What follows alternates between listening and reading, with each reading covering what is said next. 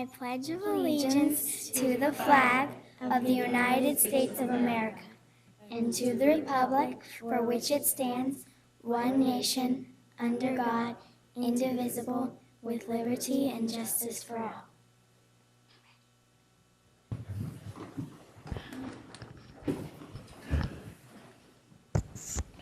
Board Member Cochran. Thank you very much for that wonderful leading job with the pledge. I have something I would like to read, and then we want to hear about some things that are going on at your school from you two. So tonight, as you can see, we have two wonderful girls from Caleb Greenwood School in the River Park neighborhood. Caleb Greenwood is a primary year's International Baccalaureate World School. The IB School academic and extracurricular programs promote lifelong learning through rigorous curriculum. It develops inquiring, knowledgeable, and caring young people who help create a better and more peaceful world through intercultural understanding and respect. Students who complete the Caleb Greenwood IB program may continue their IB education through high school at Kit Carson. Olivia Conklin, you want to raise your hand? Olivia? Yeah. And Emma Beard are fifth grade leadership students. They are here tonight to present information to the board about Caleb Greenwood's current fundraiser, a school-wide readathon. Proceeds from this event will support ongoing enrichment programs for students at the campus, including art and music education. So, girls, do you have something prepared to read, or do you want to be asked questions? Thank you. Wonderful. Thank you for having us tonight. We wanted to tell you about an exciting new fundraiser our school is having throughout the month of February. Our first annual readathon is a chance to earn Caleb Greenwood funds to support our enrichment programs like music, art, and Spanish, while also working on reading skills. Our school-wide goal is to raise $10,000. If we reach this goal, we will all earn a week of no homework. Wow. The student who collects the most donations will win a new bike from ESAC Bike Shop. Students also have the chance to win gift cards to Barnes & Noble and Target simply by getting caught reading while at school. Please consider supporting our first annual readathon. Thank you for your time. Thank you, Olivia and Emma.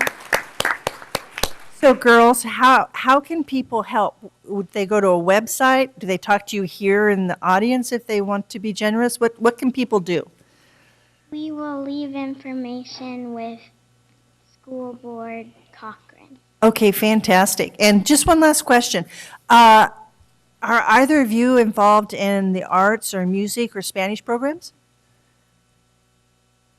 Yes, the whole school has Spanish, art, and music. Fantastic. Thank you so much. Thank you.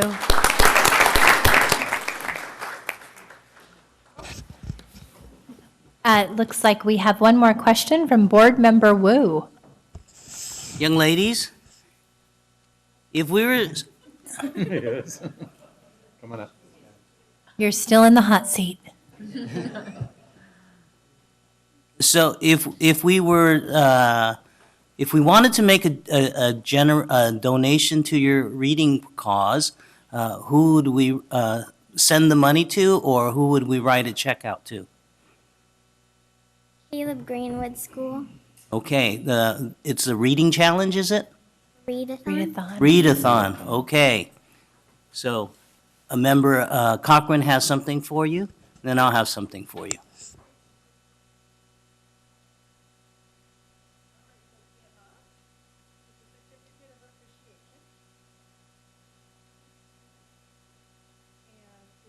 Olivia, a certificate of appreciation for both of you for all your hard work. And can you tell me who Kirsten Howard? Your leader? Would you be kind enough to take this for her? Okay, so I'll give that to you. And if you want to stand right here, first let's have a picture of the eye.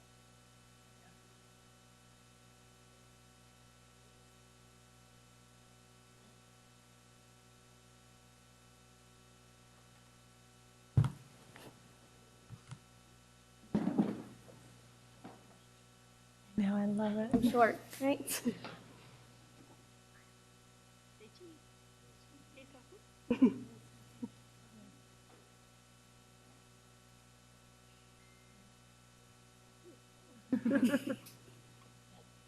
Thank you. Thank you.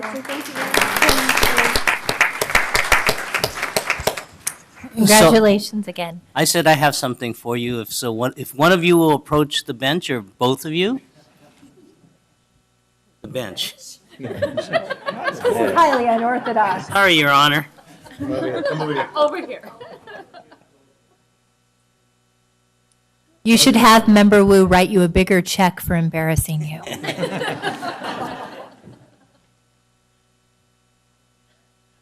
you, ladies. Thank you. So item 5.0, announcement of action taken in closed session. Yes, Madam Chair. The board approved two special education settlements, OAH case number 2016-050013 and 2016-110297 by a vote of 6-0 with Board President Hanson absent. That concludes the announcements out of closed session, Madam Chair. Item 6.0, agenda adoption. Do we have a motion? We have a motion by Member Pritchett and a second by Mai Vang. Or as well as Daryl Wu. You guys are in unison? Okay, all those in favor, say aye. Aye. Okay, no opposed? Okay, perfect. So item 7.0, special presentations. We have several tonight. I'm really looking forward to hearing from some of our board members who are bringing forth these resolutions. First, we have item 7.1, approve resolution 2917, the recognition of Lunar New Year, which will be presented by board member Daryl Wu. Thank you, Vice President. So, this recognition is for the recognition of the New Year, and it is to be given to the Chinese New Year Cultural Association, who will be having a celebration at our Hiram Johnson High School from 12 to 5 on Saturday, February 18, 2017. At the last minute, I was informed by Mr. Tom Bay, who is the president of the Chinese New Year Cultural Association, and Ms. Mayu Carlson, who is the vice president of that organization, that both of them got called out of town for work, and so I will be presenting the resolution to them. But let me just say a few of these whereases and the resolve. I won't read the whole thing. Whereas January 28, 2017 ushered in the Lunar New Year of 4/7/15, the year of the rooster, and will continue for 7 days until February 2nd, 2017. And whereas the rooster represents trustworthiness, punctuality, and responsibility. And whereas the people born in the year of the rooster are beautiful, kind-hearted, hardworking, intelligent, courageous, independent, humorous, and honest. And whereas the Lunar New Year is of great significance and represents a major celebration for Chinese and many other Asian people throughout the world.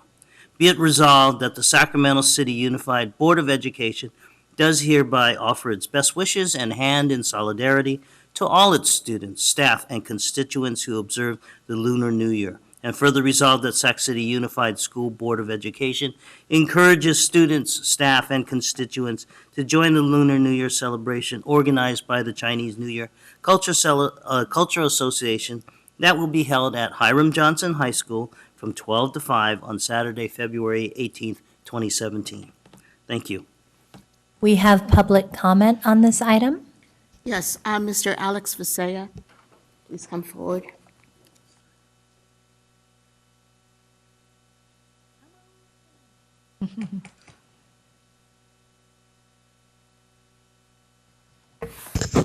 Thank you for having me. Before I start, let me digress a little bit. Although temporary, let me recognize our previous communication officer.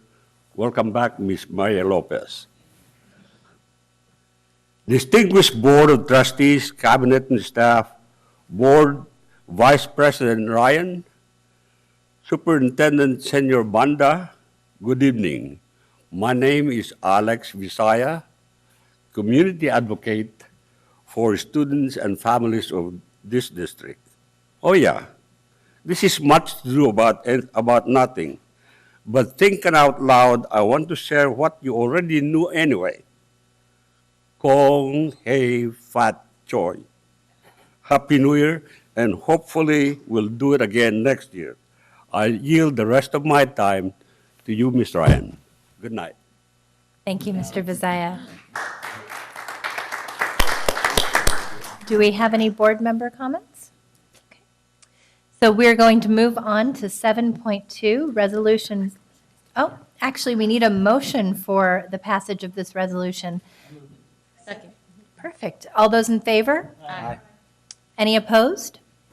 Wonderful. Seeing no opposed, the resolution passes unanimously. Item 7.2, Resolution 2916, Recognition of National African American History Month, which will be presented by Board Member Mai Vang this evening. So I have the honor of doing the resolution for the National African American History Month.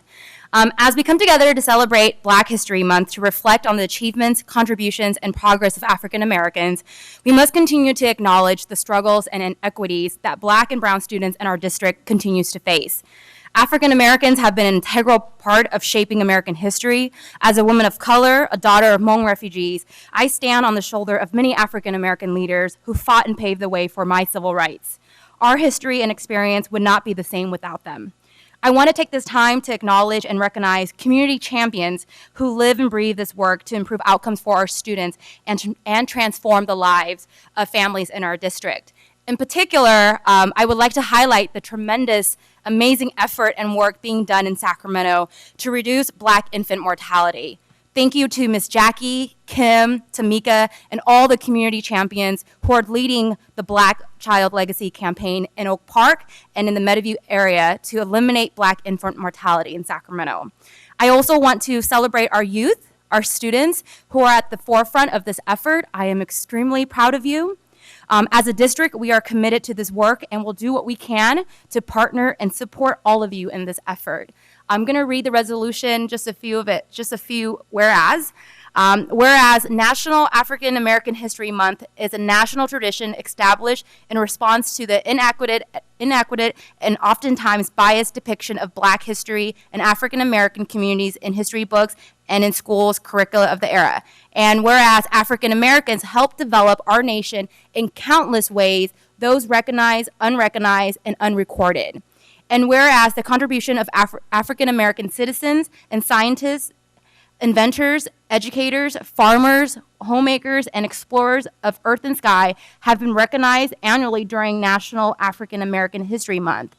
And whereas not only during the month of February 2017, but throughout the remainder of this year, it is important that we as a district seek to understand how to thoroughly and holistically address African American disparities in information sharing and outcomes in order to move towards greater equity in our educational system and the greater community. Now, therefore, be it resolved that the Sacramento City Unified School District Board of Education does hereby recognize February 2017 as African American History Month and supports the important work and services provided by schools throughout the district and organizations throughout the nation. Be it further resolved that the superintendent will encourage all schools in the Sacramento City Unified School District to recognize and celebrate National African American History Month through culturally relevant activities and programming. Do we have public comment? Okay. Looks like we have board member comment from Ellen Cochran. Oh, sorry. Okay.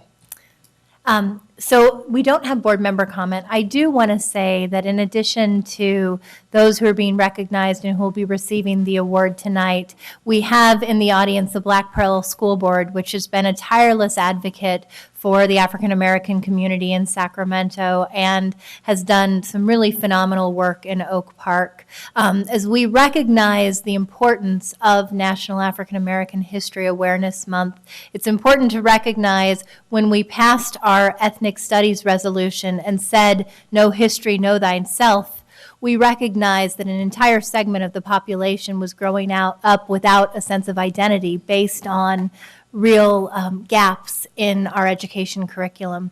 So I'm proud to have our individuals tonight come and be presented with this recognition and resolution, and want to also recognize those who aren't with us.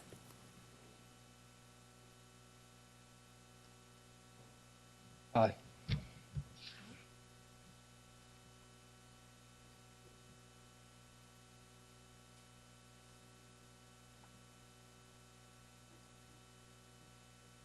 Please go ahead and introduce yourself. My name's Rakeem Murdoch. I'm from American Legion High School. Wonderful. What motivates me to continue my education is my little sister. She's the reason why I work so hard. I don't want her to grow up with the same challenges I had. The community needs to know that young people of color face stereotypes. I've gone to the store and had cashiers watch me like a hawk. I've had the police stop me and my friends when we were together. I have walked down the street wearing a hoodie and had young kids hold on to their parents tight and women clutch their purses. African American youth like myself are working hard every day to change these stereotypes. I look to be a leader now because my peers and those younger than me need more role models to look up to. I want them to see that you don't have to be defined by the stereotypes people choose to see you through. When people tell you it's impossible to do something, you must find a way to make it possible. I see the Black Child Legacy Campaign and the Greater Sacramento Urban League are making important contributions to this process. They are turning Oak Park into a better place and making Sacramento a city where our youth know they can be anything they want to be. I hope my work with Black Child Legacy Campaign succeeds so that younger people like my sister can grow up without challenges I had. Thank you. It's very incredibly eloquent.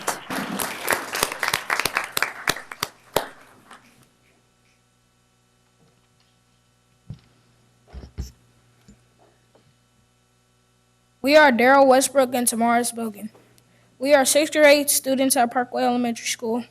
We are here this evening as part of the Black Child Legacy Campaign. We are drumline students in the South Sacramento Visual Performing Arts Extended Learning Academy at John Still K-8 school. This program has taught us discipline, focus, and that hard work pays off, which is our program motto. This program allows us to be creative and have a voice in our education and community. We recently marched in the Martin Luther King Jr. Parade with the Black Child Legacy Campaign. Thank you for allowing us to speak. Thank you.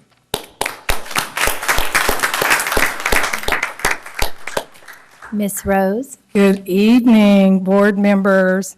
I just want to bring up the principal from John Steele, Reggie Brown, to kind of talk about the Black Child Legacy Campaign and what we're doing over on his campus as part of that effort.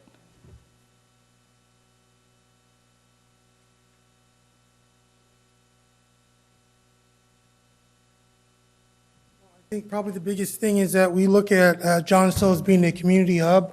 And, you know, one of the things I say anytime people come to my campus is that we are open 6 days a week. And on Saturdays, we entertain not just the students for John Still, but the greater, the corridor, the floor and mat corridor. And for me, see the kids involved in programs on Saturday, involved in learning. We have many different offerings and we're expanding it. We have a Square Root Academy offering engineering.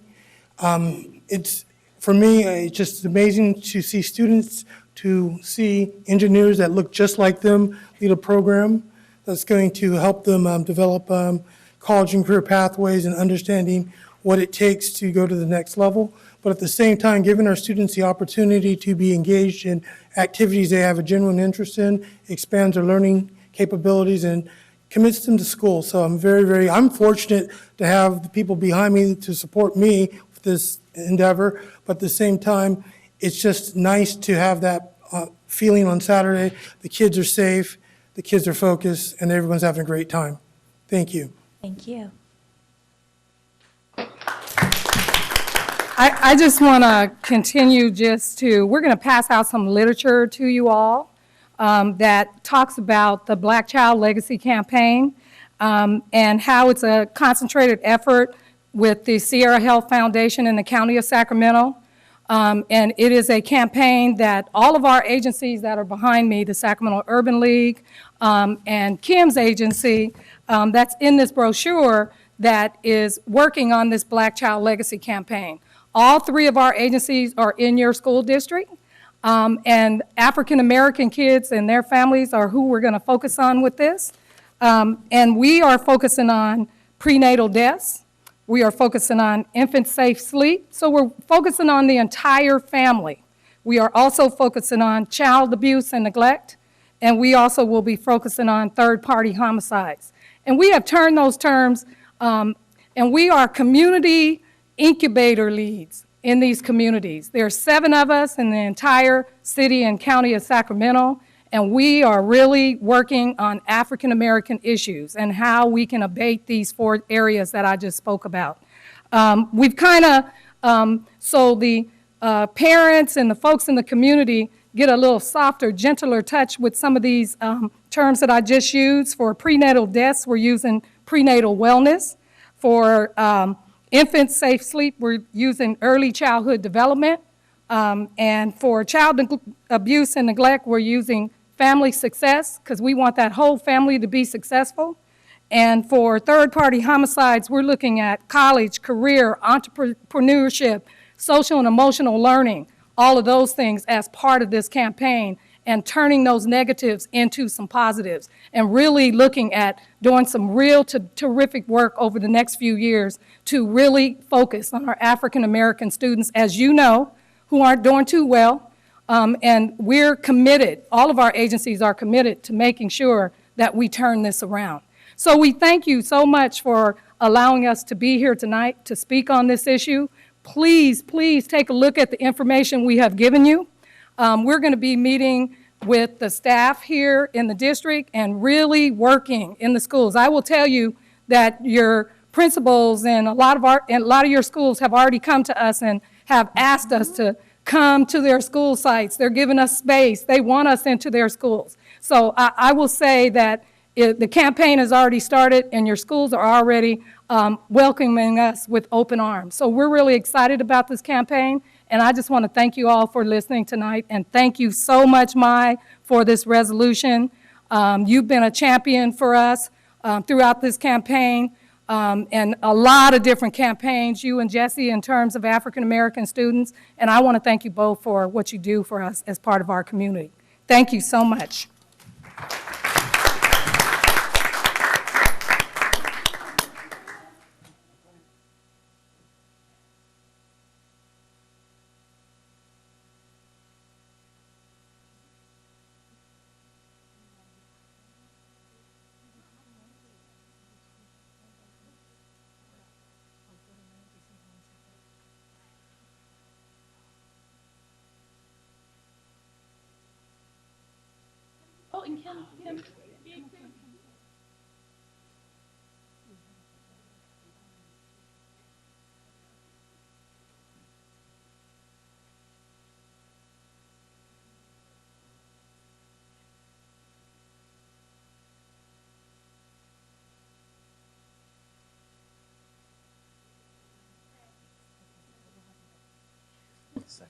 Yeah, I know we voted on the first one.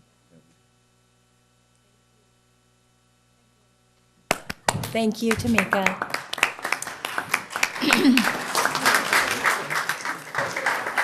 Okay. So we need to formally vote to approve this resolution. Do we have a motion to approve the resolution? Second. All those in favor? Aye. Aye. All those opposed? Okay, the resolution passes unanimously. Thank you.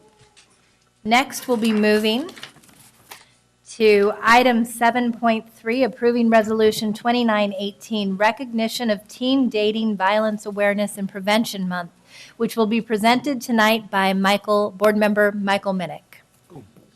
Thank you, Vice President Ryan. I am very excited to be presenting this. Only 3 years ago, I stood out at that podium and was able to receive the Teen Dating Violence Prevention Awareness Month resolution from Member Pritchett. So it's exciting for me to be able to present it today. Back when I was working at Weave and working at West Campus, running a young men's club to help build and strengthen the next generation of folks fighting against sexual violence and domestic violence. And so today I want to recognize this being February being Teen Dating Violence Awareness and Prevention Month. And I'm going to read the resolution, and then I'm going to have three folks come up from some of the organizations that are doing amazing work to educate our young people, making sure they're aware of how they can be good partners, they can have healthy relationships, and how they can get the support they need. So in recognition of Teen Dating Violence Awareness and Prevention Month, I'm not going to read the whole thing because it's really long, but then when I highlighted it, I ended up highlighting most of it. Whereas teen dating violence is a serious and growing problem throughout California, and whereas teen dating violence intervention and prevention programs can help to ensure a positive school climate and safe learning environment for all pupils, address warning signs of dating violence among pupils where behaviors escalate, and protect the safety of targeted students. And whereas 43% of LGBTQ teens reported experiencing physical dating violence, whereas 59% of LGBTQ teens reported emotional abuse, whereas victims of teen dating violence have increased risk for truancy, dropout, teen pregnancy, suicide, eating disorders, and engaging in other harmful behaviors, such as use of alcohol, tobacco, and other drugs. And whereas nearly half of students who experience dating violence have reported that some of the abuse took place on school grounds, whereas pupils who are victims in high school are at higher risk for victimization during college, and adolescent perpetrators of dating violence are more likely to abuse their intimate partners as adults, whereas the establishment of Teen Dating Violence Awareness and Prevention Month will benefit schools, communities, families, and all youth. Now, therefore, be it resolved that the Sacramento City Unified School Board work closely with the city, county, and other state and local municipalities and community organizations to ensure our students and families are offered a protected space, and resolve further that the Sacramento City Unified School Board of Education proclaims the month of February 2017 as Teen Dating Violence Awareness and Prevention Month, and supports communities to empower teens to develop healthy and violence-free relationships throughout their lives. So I would like to bring up from my sister's house, Reggie Baloyos, sorry if I pronounced that wrong, from the Partnership to End Domestic Violence, Krista Niemczyk, sorry if I said that wrong, and from Weave, Lolly Martinez. So these three organizations are doing amazing work in our community to support our young people as they begin their long lives of healthy relationships. And we really appreciate the work you're doing. So we need to do a vote, is that right? Yes, actually, first, do we have public comment on this item? We don't, okay. Would we like to take a motion to move this resolution? Motion. Second. Okay, all those in favor? Aye. Is that an All those aye? opposed? Seeing none, this resolution passes unanimously. Looks like we have a comment from Board Member Pritchett. Thank you. I just wanted to thank Member Minnick for bringing this to us once again. I remember when we did this 3 years ago, and it meant a lot to me as being what I like to call a survivor of teen dating violence. It really meant a lot to me that we can be a supporter of this. And so I just wanted to take a moment, because as we can give these beautiful framed resolutions, we have to recognize the work on the ground that you guys are doing. You guys are taking what we are saying, all these great things, and getting it out there. So I just wanted to really just thank you for everything that you're doing and giving our kids the tools that they need to be a survivor.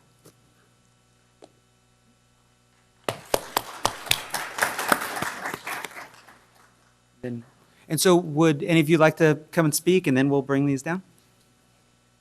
So On behalf of my sister's house board, staff, and our volunteers and our youth leadership program, we would like to thank the Sacramento City Unified School District Board of Education for recognizing and supporting my sister's house effort to spread teen dating violence prevention awareness.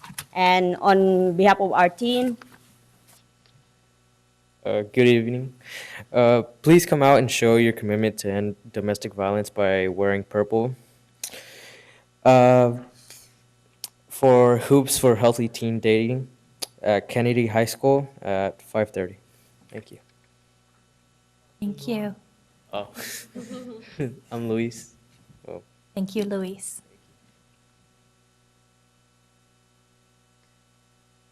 Hello, my name is Lolly. I am the Campus Violence Prevention Coordinator at WEAVE.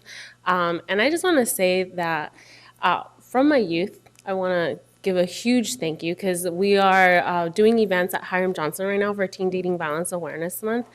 And the reaction that they've gotten from students that they're like, whoa, we didn't know this was a thing. Like, this is an awareness month and you're giving me information. And there was a lot of youth that really wanted that information of how do I have a healthy relationship? What does this look like when I haven't seen it at home? And so to be able to tell them that, the Board of Education is now doing this, I think they'll really appreciate it. They feel very supported. And so thank you so much for this. We really appreciate it. Good evening. My name is Krista Nimzik. I'm with the Partnership to End Domestic Violence. And so we work on this issue statewide, but are based here in Sacramento. So it's wonderful to be here with you all and to have this recognition here in our home district. During this month, we find it's really important to call attention to the prevalence of teen dating violence and to also focus on prevention. We know that these are statistics that we can change and that we can, working together with youth and advocates and school board members and educators and our community partners, we can together end dating violence. But thank you all so much for your support. Thank you, Krista. Yes. Board Member Minnick is going to come down and present you with the recognition.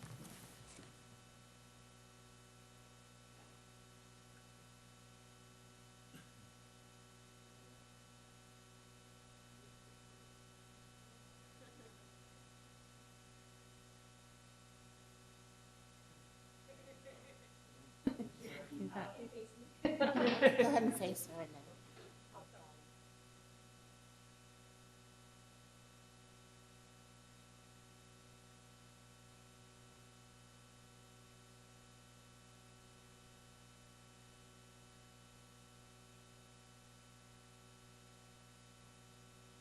Go this way for this. Gotta get the legit official one.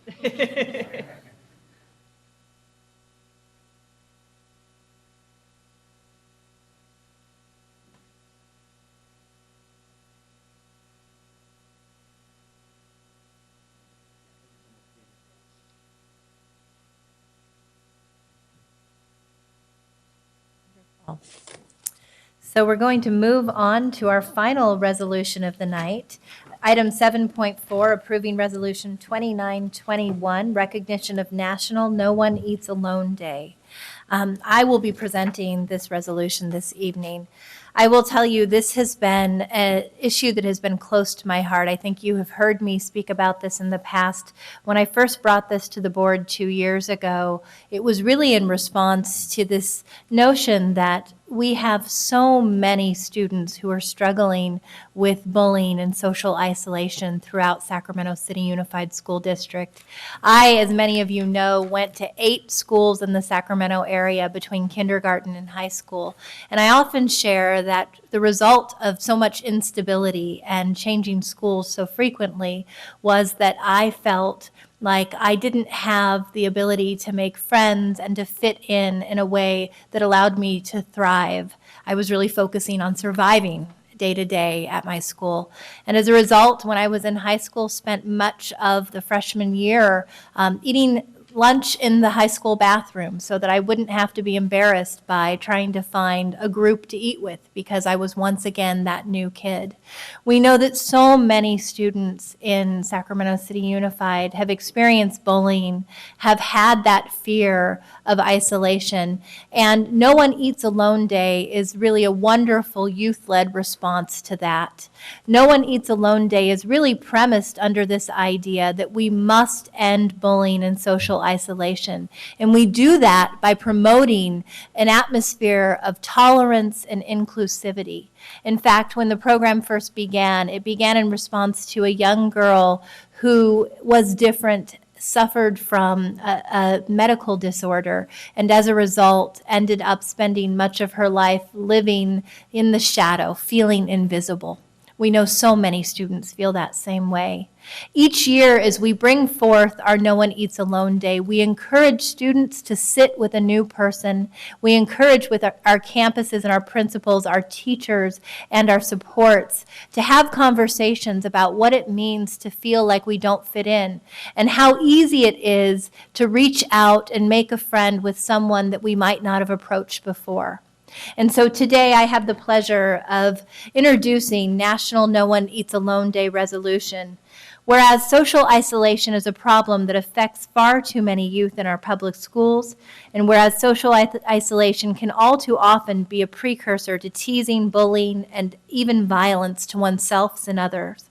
Whereas No One Eats Alone Day teaches everyone to make friends, often in lunch during the most difficult part of the school day.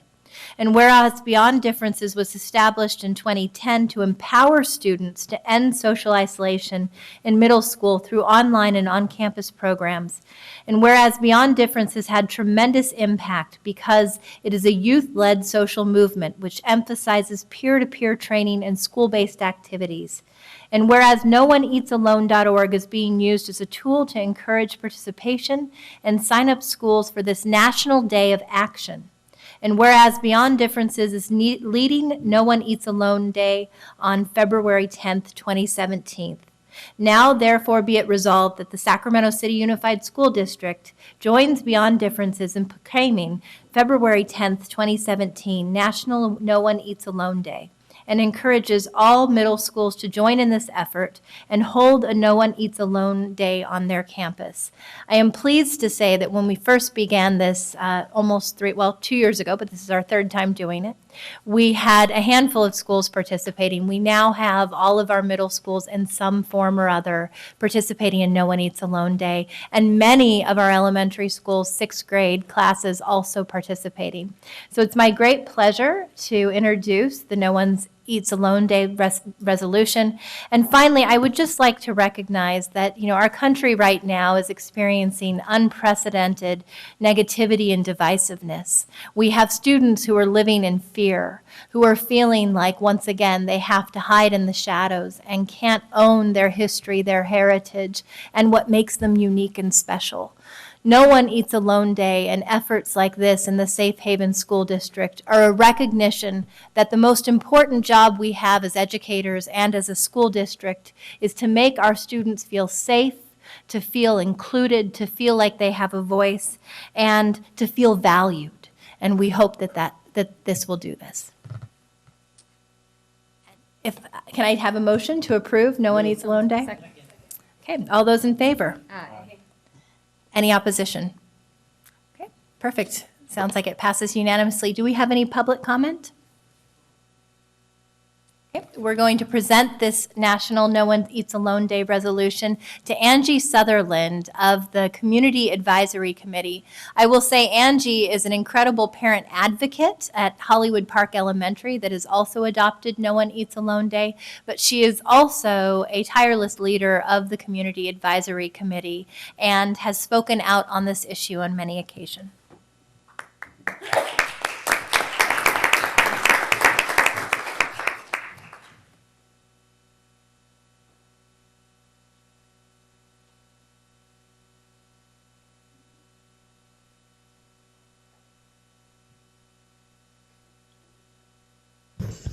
Wow, thank you. I wasn't expecting this. I actually came to speak also, though, about No One Eats Alone Day.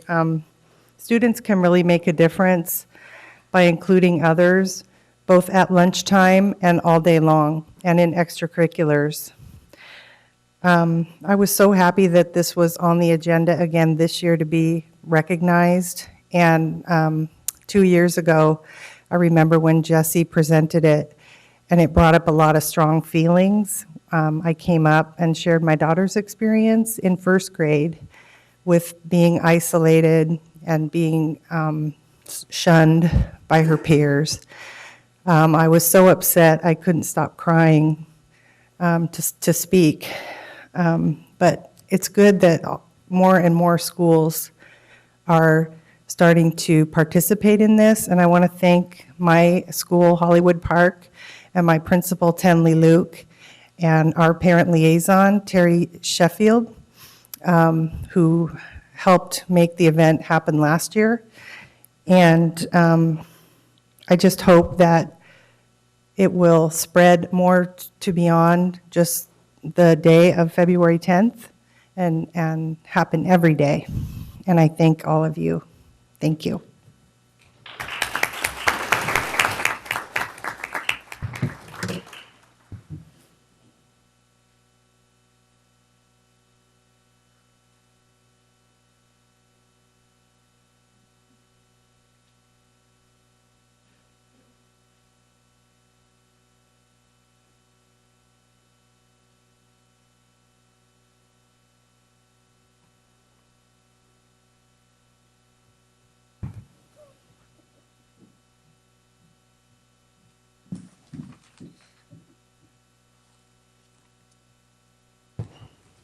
At this time, we will ask our student board member, Rosas, to read an announcement. This meeting of the Sacramento City School Board is being recorded in its entirety and will be cablecast on Metro Cable 14, the local government affairs channel on Comcast, Consolidated Communications, and AT&T Uverse. Today's meeting will air Sunday, February 5th at 9 a.m., Monday, February 6th at 6 p.m., and webcast at Sac Metro Cable TV. We welcome members of the audience to address the board. Please fill out a speaker form located in the back of the community room and give them to our communications representative prior to the conclusion of items presented. Please speak into the microphone when addressing the board and state your name for the record. Please limit comments during public comment to items that are not on the agenda. If you do comment on an item that is on the agenda, we will ask that you please defer your comment until your item comes up on the agenda. Please also turn off your cell phones or place them on silent or vibrate. Thank you. Item 8.0, public comment. Mark Epstein, and then followed by Carlos Alcala.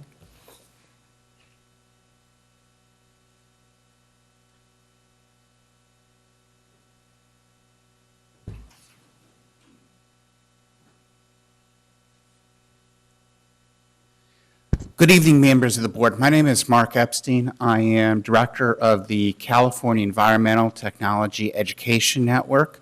And one of the areas that our network has been known best for is in the area of geospatial technology and web mapping. And I believe a couple years ago, I did speak briefly during public comment to this board on web mapping. One of the things that where we are about a little over a year ago on the interface, a new story map template was created that allowed substantial interactivity. And as such, we quickly began to develop structured exercises using this template as far as subjects across the content and for grades 5 through 12. In the spring, as the year came to a close, we began a process of doing some demonstrations and field testings of those. And thanks to the efforts and support of Sacramento City Council member Eric Herrera, and I should also ask with Senator Richard Pan, that we had conducted demonstrations for sixth graders at sixth grade level at Tahoe, Lubin, and Bancroft elementary schools. And we have appreciated the continued input and support of those teachers that we worked with. During the fall, we have expanded from the demonstration lessons, and we've created, which you have there, an index that we're, at this point in time, 40-plus lessons, and we expect that by the time we get to the start of next school year to be at somewhere around 100. We're also looking in, as far as in the fall, to be rolling out and looking to have a subscription service as far as for various school districts around the state. One of the things in Senator Pan's office has sort of nudged us to do some trial subscriptions, and because of the support of Councilmember Guerrera, we've decided to provide, as far as our first set of free trial subscriptions to those Sacramento City Unified Schools that are within City Council District 6. So, a matter of fact, today we did get up an online gallery index so teachers would be able to access that.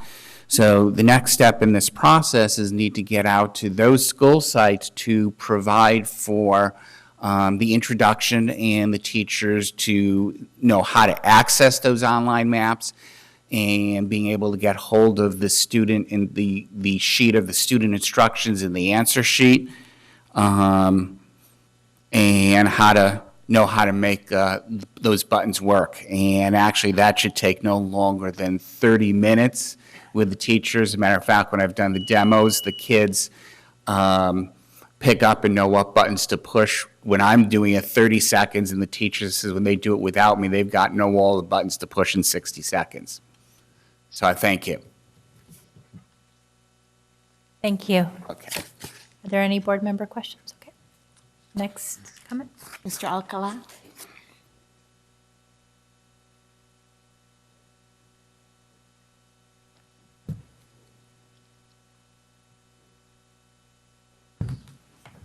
Hi, all of you. I'm here today representing the Nonpartisan Voter Registration Coalition. It was founded by Justice Cruz Reynoso, and it's made up of a number of organizations, including LULAC, League of Women Voters, United Latinos, Alianza, a number of groups. We appeared a little bit over a year ago to ask about registering the high school students in your district, and a lot of you are new, so going a little bit into history. So you unanimously voted that you would participate in those efforts. In the fall of 2016, we were able to register over 4,000 students in this area. Their 16 and 17-year-olds can now register, but we haven't been able to register in Sacramento School District. And we've asked Ms. Bang if she could help us with this, and perhaps all of you, if you could all help in this effort. I'm sure that everyone on the board, including the superintendent, would like to see this happen. And we are willing to do whatever you guys need us to do. But we've been registering 100% of the students up in Williams, where the governor lives. We've registered in Stockton. We've registered nearly all the students in Elk Grove who are eligible. We've registered in Natomas. Natomas was able to get us into the high schools in 3 days from the time we contacted them. And we're hoping that we can do registration of 16 and 17-year-olds in your district. It's a good cause, and I'm sure the justice has devoted a lot of time to that. Now, really, I don't have much more to say than that, but So, right on time. Can you please state your name for the record, Oh, please? I'm sorry, Carlos Alcala. Thank you, Mr. Alcaron. And I'm Norma Alcala. Hi, Norma. So good to see you. So I would like to ask the superintendent to assign a staff member to follow up on this. I think last year when this came before us, we were under the belief and assumption that we were actually going to be going out into the high schools and registering students. Frankly, at this tumultuous time in political history, I love the nonpartisan nature, but I also recognize that students feel compelled to act impact. And this is positive political action that we can provide to students, their voice, their vote. And so I would like the superintendent to assign a staff member and then report back to the board to let us know what our plan of action is for registering all of our high school students, particularly given all of our neighbors to the south and north have already done so. We'd love to work with the district and all of you. Thank you so much. Oh, so it looks like we have a comment from Board Member Cochran, and then a comment from Board Member Wu. Thank you. Please come back to the podium, Mr. Alcala. I want to ask you a question. So last spring, I met with two representatives of your group, and we actually met for coffee and spent more than an hour talking about the program. And I connected them with staff at Hiram Johnson High School, and I blithely went on my way thinking that I'd made the right connection. Why didn't that happen? I think they did do some registration at Johnson. I think your Okay. efforts were successful. I want to compliment you on that. Well, for doing that. I wasn't thinking a compliment, but thanks, Well, I'll take yes, it. but it worked out well anyway. But so there are no barriers to this. It's just like an Just a matter of administrative. scheduling the Okay. days and getting it done. Thank you. Board Member Wu? I just want my colleagues to welcome and recognize trustee Norma Alcala, West Washington Unified School District. So I thank you for working on this project. Thank you for contacting us during the last CSBA conference, and I'm glad that you're back, and we'll move this along post haste. Thank you. And welcome to Sacramento City Unified. Thank you all. Thank you both. Would Ms. Faye Wilson Kennedy and LaShina Brazil come up, please? Good evening. Once again, my name is Faye Wilson Kennedy. I'm with 3 different groups, the Sacramento Black Book Fair, Blue Nile Press, and the Black Parallel School Board. Thank you for the opportunity to come talk to you about an exciting event. The 4th Annual Sacramento Black Book Fair will be held June 2nd and 3rd. We would like to partner with you for this upcoming event again, but specifically tonight I would like to talk about an event that will be our 3rd annual community read-in, where we go into the schools, into churches, community centers, and read to the children. We would like to partner with you. Once again, in the past, we've partnered with 2 particular schools, Father Keith B. Kinney, as well as Parkway Elementary School. We would like to expand that. So we would like to have you, if you could invite us or talk to the schools in your district. It's free. We invite community members to come in. We train the community members. They go into the school. This year, and hopefully all of you received the literature, the book that we'll be reading to the young children is Paint a Rock Day. And we selected this book for 2 reasons. The author as well as the illustrators are local. One of the things that we like to do is have the children realize your dream. All of us know the importance of literature and literacy, so this is one way that we can do that. The other thing is, hopefully you picked up a handout like this. This particular handout, we've identified books for adults, children, teens, to read, and we didn't realize when we selected Hidden Figures almost a year ago that it was going to be a popular as it is now. So on behalf of the 3 groups, thank you very much. I look forward to working with you and reading with you. If you have any questions, I'll take them now. Faye, so I just want to thank you for your commitment and tireless efforts over the last several years on behalf of the Sacramento Black Book Fair. I, as you know, have had a chance to participate for the last 3 years and bring my 2 children, and it's been a wonderful experience. Frankly, I think the authors that you bring, both locally and at a national stage, are incredible and bring our community a wealth of understanding and experience and stories that we might not have access to otherwise. So thank you for that, and thank you for also partnering with schools to really develop a love of reading with culturally sensitive materials that help our kids spark a love of reading because they see themselves in the books that you're sharing. Thank you very much. Any other questions? Well, I'll look forward to hearing from you. Invite me to your schools. Thank you very much. Happy New Year, board members, Superintendent Bonda, President Wu and Vice President Jesse Ryan. LaShanya Brazel with the Black Parallel School Board, and I'm just here to give you an update. On November the 5th, 2016, the Black Parallel School Board hosted a very successful reception for African American teachers from historically Black colleges and universities employed here in the district. We welcome the new teachers and provide resources for support for them. And then secondly, at our January board meeting, we held a very powerful presentation from the Ethnic Studies Now. California State University Sacramento Professor Dale Allender and Professor Greg Mark spoke on the development of ethnic studies in the district, and they also presented their first edition book. And then lastly, on Monday, February 27th, 2017, we will be participating the National African American Parent Involvement Day here in the district. We are inviting all African American parents to come to their child's school, see what their day is like, and support their children and their educational future. And then we ask that you all please help us support that. We will get information out to you as well. Thank you. Any questions? No, thank you so much. Mr. Terrence Gladney, please come up.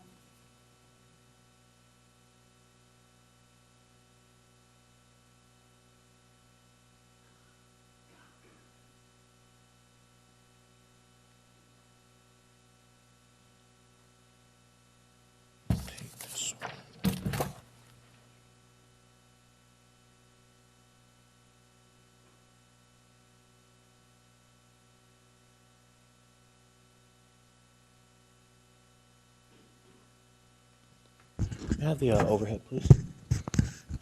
I'm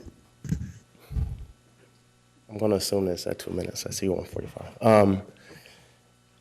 I presented what I'm going to discuss at the Facilities Committee meeting. I think it was last Monday. I don't remember, but during the November 21st board meeting, there was discussion around the staff facilities report around facilities work in McClatchy, and there was discussion around constituents, I believe in Board Member Pritchett's community, who alluded to the fact that there was communications that stated that funds were secured for work at McClatchy, but the November 21st meeting was actually the first time that was brought to a school board meeting. So there was discussion back and forth, and I believe that at that meeting, Superintendent Bonda as well as Kathy Allen stated that to their knowledge, there was no securing of funds.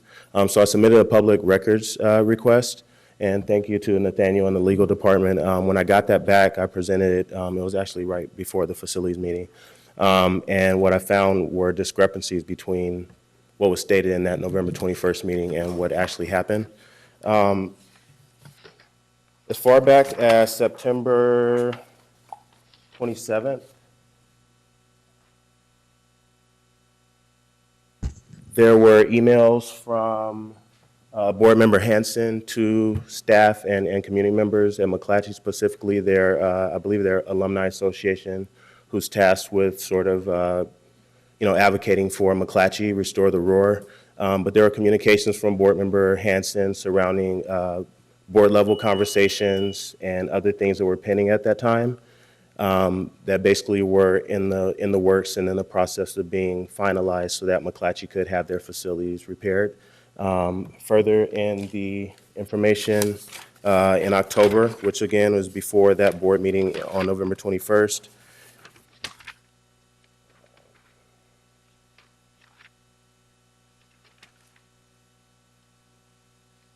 skip to this one. There was communications from a Restore the Roar representative basically thanking Board Member Hanson and other people for securing funds and basically getting the project approved that had been in discussion for months before it came to the board. As a new bond oversight committee member, as someone who's come before this board other times regarding facilities issues at my own kids' schools, as someone who has advocated for an expansion of the role of the bond oversight committee, which now stands as an after-the-fact oversight body of stakeholders. This is deeply concerning because if there are discussions at any level between individuals that are elected to not only represent, you guys don't just represent your trustee areas, you represent every one of the thousands of kids that parents entrust not only their children with, but also their funds and tax dollars and their votes with. If there are discussions that are counteractive to a collaborative environment amongst all 7 trustee areas, how do we as stakeholders have the ability to trust the actions that go forward? And how do I, as a very active community member, as a very active parent who has advocated always for all schools, how do I accept that just because statute says that the primary responsibility of a body like the Bond Oversight Committee is to review expenditures, how do I accept that we don't extend our reach as a district to expand the role when you have active, engaged, passionate parents who have not only the passion, but also the professional knowledge and experience to deal with things such as facilities and projects. On the current Bond Oversight Committee, we have a number of people who work at the state level and as consultants who are very well equipped to deal with issues like this, but if there's no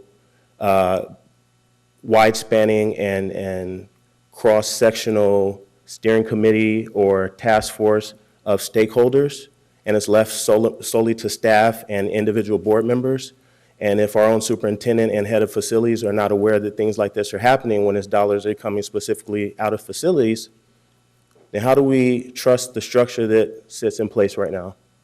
You guys all have a copy of it. What I did for your own convenience was to summarize the tens of pages that I received from the public records request, but I will email it in its entirety. But I would task you guys, unfortunately Board Member Hanson is not here, but I would task you guys to come up with a solution, a proactive solution as representatives of not only the people in the room, but the people across the footprint of this district. A, answer why we can't expand the role of existing bodies of engaged stakeholders, and B, if we can't, and there's, just tell us what can we expect. I expect you guys to come up with a solution. I'm not coming here to complain, I'm coming to find answers, because every time you guys come to stakeholders at the ballot and ask for them to vote for things like facilities, and we're saying we're going to address, the Sustainable Master Facilities Plan, which is out of reach, with the funds that we do have, if we're not spending them equitably, then where's the voice of the children and families that you guys are supposed to serve? Thank you, Terrence. We have a couple comments from board members. First, Board Member Cochran. Thank you, Mr. Gladney. I have a couple of questions for you. This is deep concern to me, and the first time that I've ever seen these emails or learned anything about this. So if you could just answer some of my questions so I can understand this better. Have you brought this series of emails to the attention of the Facilities Committee before you have been here tonight? I did. I think as a new Bond Oversight Committee member, I think the meeting was like last Monday. So And I shared it. who did you speak to? I did a public comment at the Facilities Committee meeting, but to be fair, I gave them the entirety of the emails that I received to share with you guys specifically, my own research, and to summarize it for you guys and save you guys the time. I brought to everyone right now for the first time this Okay, so highlighted Ellen, information. just so you know, so on Monday when he brought the emails to our attention, it was the first time we had seen them, and we actually asked Mr. Gladney to bring them before the board in its entirety. Okay, I appreciate that input, thank you. So I listened to you, and I have scanned these, and I understand the frustration, and I don't know exactly what these details as far as missteps or corrections needed. What I would ask of you, you asked two things of us after we are able to look over this in length, is to expand the role of stakeholders in the decision-making process, I think is one of them, and then what's the solution. But what I need from you, or maybe the Facilities Committee, I don't know, I need a clear statement of what the problem is.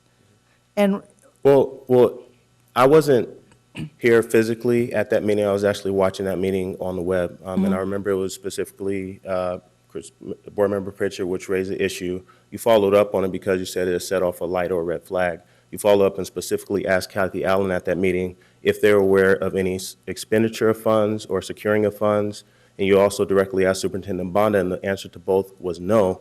But these emails, you know, it's not a signature or a contract, but I mean, I think that, you know, common sense would say that, you know, whether or not the contract was actually agreed to, that is the direction that was taken. And it appears, based on the November 21st meeting, that you weren't aware, nor were any of the other board members. So I'm not saying that, you know, the expansion of any existing body is the answer, but right now I don't think that we have the answers based on the questions that you and others asked as board members. So if there's not common knowledge, you know, I think this speaks to what you guys spoke to earlier about you guys' own governance structure and communication being open and transparent amongst you guys.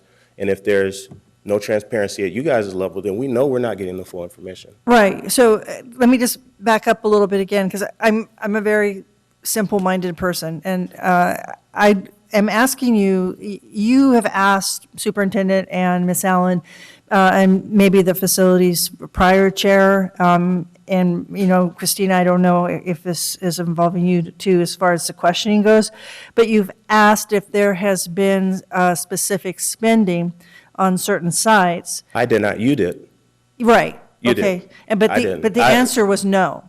That was the answer, yeah, and just to be fair, I mean, before I, you know, this is something that I take, you know, I mean, I'm not, you know, alleging anything, I'm just saying this is, you know, based on my own observation, this says what it says. I mean, this is emails and it's facts. What do you think it says?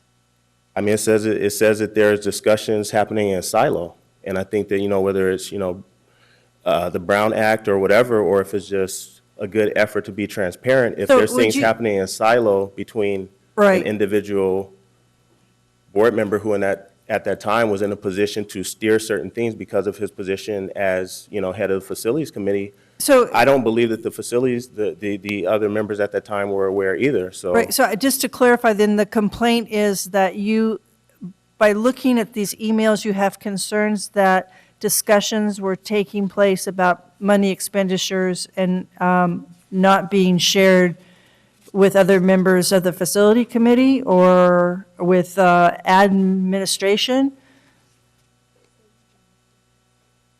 That is a concern. I'm not saying it's a complaint. What I did, to be fair, before I came to the facilities committee, was I reviewed the video and just to make sure that I understood what you guys were asking. So you guys were asking questions that you did not have the answers to, and you guys are in an elected position. I'm watching the meeting at my house on a web stream. So one of the things that came up was, well, if they don't know, then who knows? So that's why I submitted the public records request. And the information that came of that appears to be contradictory to what was stated. And I'm not saying that, you know, Superintendent Bonner or Kathy Allen knew, but I'm saying that if they did not know, why did they not know if it's a facilities-related issue and staff is supposed to report to the superintendent and Board Member Hanson is supposed to be one of 7 board members? Right, and these emails involve Board Member Hanson. Do they involve any other board members?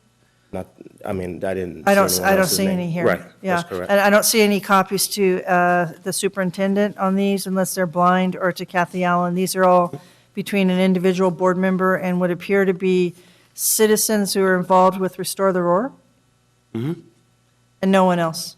There's a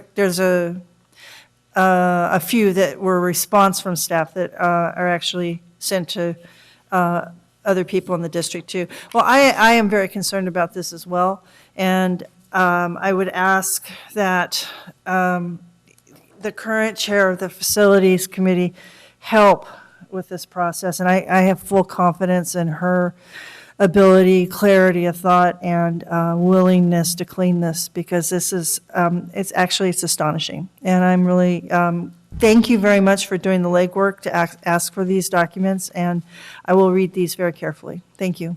Thank you. I know Board Member Pritchett also has comment. Thank you, Terrence, for coming tonight.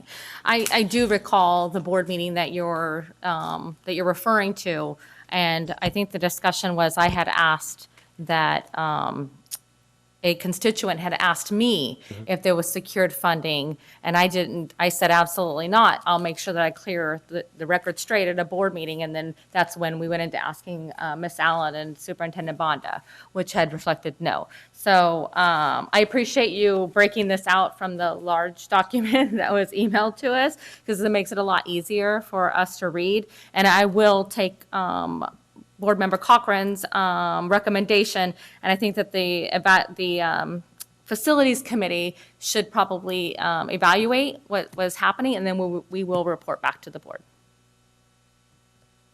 Thank you, Mr. Gladney. Next public comment? Yes, Angela Sutherland and followed by Grace Trujillo.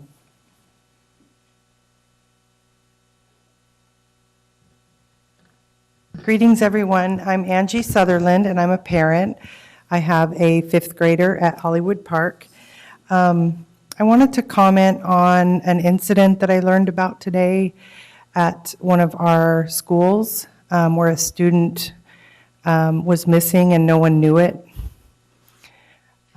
He had wandered away from the school and happened to end up at home finally, and his grandparent let him in, but the school did not know he was missing. And I'm deeply concerned about this, and it actually happened to my daughter when she was in preschool, and no one told us. The person who told us was the parent who walked her back. She was crossing the street. She was 4.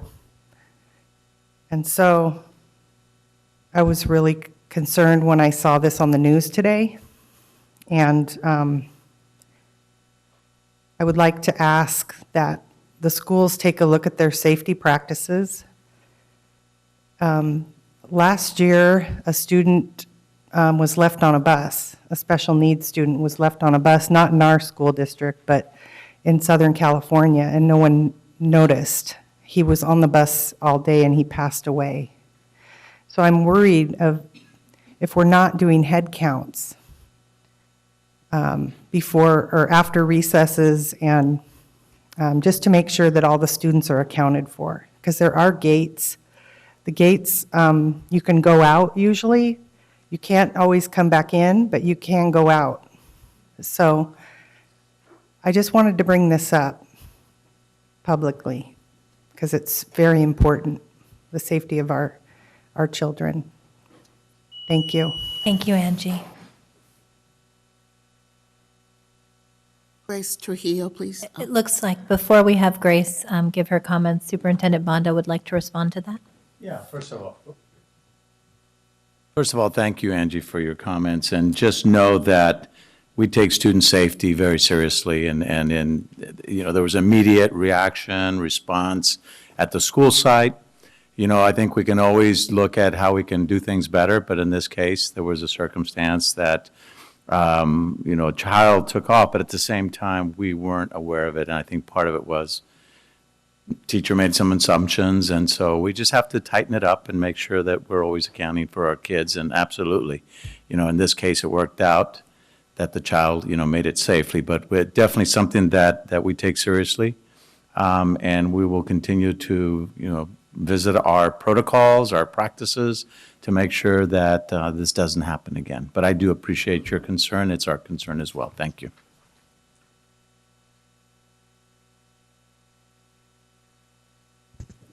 Good evening, members of the board, Superintendent Jose Banda. The reason I came, I think I want to piggyback on Angie because we were talking about different scenarios that sometimes happen at schools, and sometimes they're not made aware of. I guess I was shocked when I ran into a parent at the Superior Market, and the parent was telling me that they're no longer going to take their child to Kit Carson. And I said, why? And they said, Grace, did you know there was a shooting? And it was not reported. It's so funny. I live in East Sac, so Kit Carson's just really close to my house. And in one of the emails, texts, it says, did anybody hear shootings around the school? And I ignored it, thinking, oh, people don't have nothing else better to do than to be placing things in East Sac.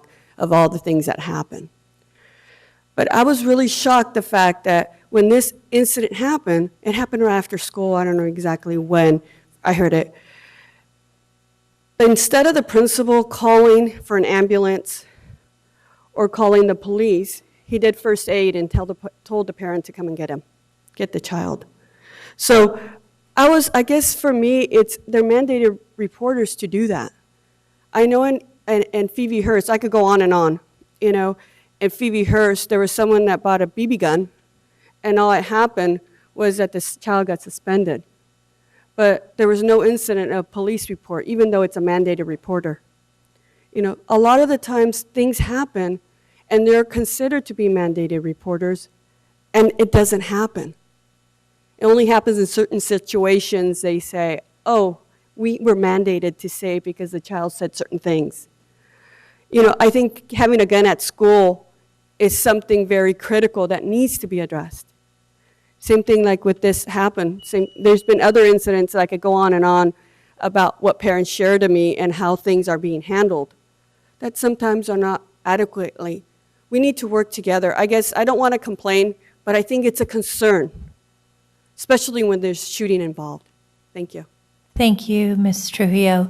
Superintendent Banda, do you have a response to the Kit Carson incidents or knowledge of the shooting that was mentioned? So, Grace, we will look into that and we'll ensure that we get back to you. When there's shooting or anything like that, a report needs to be done. And the schools need to be notified. And obviously, the principal's job is not to do first aid and then call the parent up to take them.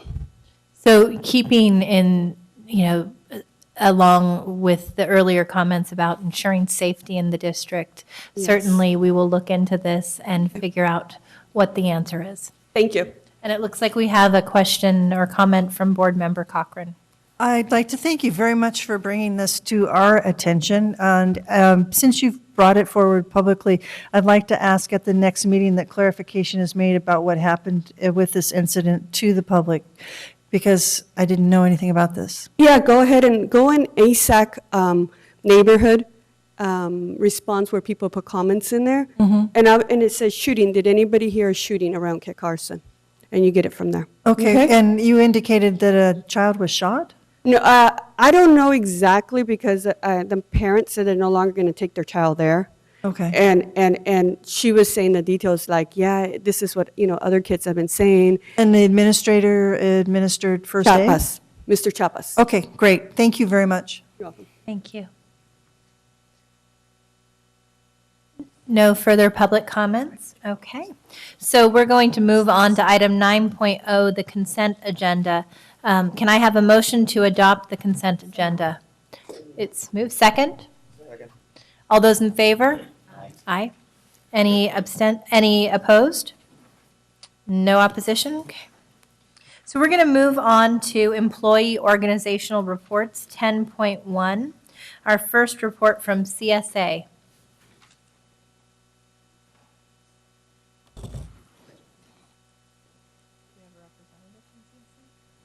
Oh, Dennis is okay. not I thought he was doing UPE.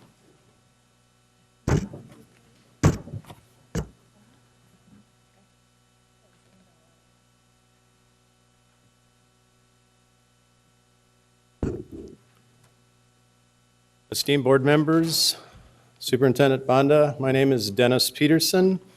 I'm here this evening speaking as the newly hired representative of CSA, the district's Classified Supervisors Association, which is comprised of 19 of your dedicated classified supervisors. I'm also the vice chair of the California Association of Urban School Administrators, which represents over 6,000 frontline certificated and classified managers across the state of California. I've included information about CASA for those interested, and CSA and UPE are both members of this organization. The main thing I'd like to address this evening is information that you should have already received, which is the Budget Services Bulletin number 80, on January 10th of 2017, which references the estimated fixed charges as related to health and welfare insurance rates for the 2017-18 school year. I've included a summary of those costs by labor partner groups. As you see, CSA receives the lowest level of compensation in this category.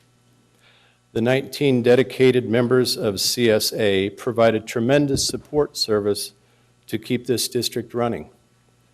Because of the size of their group and the district's desire to be a leader in the area of equity, it wouldn't take much to bring them to a benefits level similar to those at the higher end of the scale. Thank you for your time, and I look forward to continuing the positive relationship that we have established with your human resources team as we enter negotiations. Do you have any questions? Looks like we have none at this time. Thank you so much, Dennis. Thank you. Our next report is from SCTA.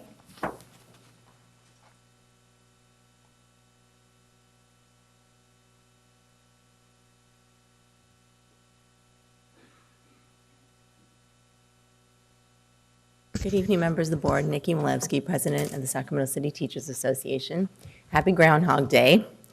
And just like the movie, history seems to be repeating itself. After 12 bargaining sessions and months of delay, the district has finally provided a partial response to economic proposals and other issues in our negotiations. To our extreme disappointment, despite the rhetoric from this board, the superintendent, and other administrators that this district wants to be the destination district of California, the district's proposals did not take even the slightest or most basic step towards that direction. And it is worth noting again that the district is in the best financial position it has ever been in its history. To put Sac City on the path to becoming a destination district, we have proposed the following: maintaining class sizes at 24:1 in K-3 and lowering class sizes in grades 4 through 12, making art and music available for all students in the district. A committee to develop ways to increase enrollment and improve operational excellence like the Enrollment Center and its processes.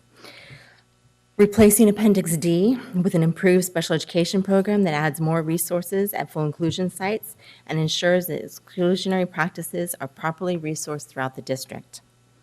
Increasing the number of school nurses, psychologists, program specialists, and other professional support staff consistent with nationally recommended standards. Develop and implement an early intervention program, making it possible for students with special needs to receive physical education. Implementing and resourcing a bottom-up restorative practices culture throughout the district. Teacher-driven professional development. An improved hiring and transfer process that will enable the district to fill its positions expeditiously and more fairly. A method to address concerns regarding future retiree health costs without disrupting current programs.